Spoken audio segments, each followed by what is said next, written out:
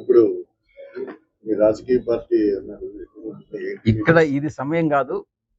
విజయవాడలో శ్రావణ మాసం 3వ వారంలో 4వ వారంలో కానీ శ్రావణ మాసంలో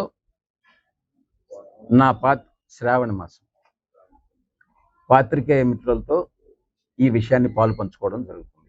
అంటే కేంద్రంలో బీజేపీ బాగా పనిచేస్తుంది, రాష్ట్రంలో చేయట్లేదు. మీరేమన్నా కేంద్రంతో ఏమన్నా నాకు ఆ అవసరం లేదు. నాకు రాష్ట్ర ప్రయోజనాలే ముఖ్యం.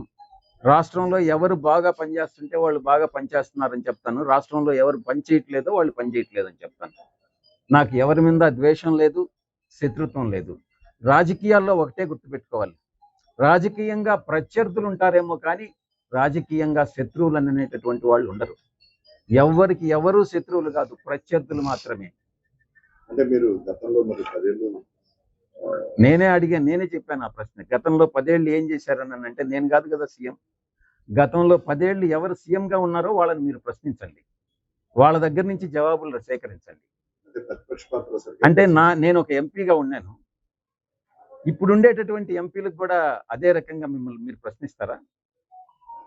ఎంపీలకు ఎంతవరకు పవర్ ఉంటుంది? ఎంపీ ఏం చేయగలడు రాష్ట్రంలో?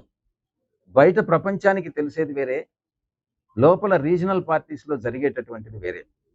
అవన్నీ బయట చెప్పుకోలేము. చెప్పుకోలేక కుమిలి ఏడవాల్సి వస్తుంది. అది పరిస్థితి.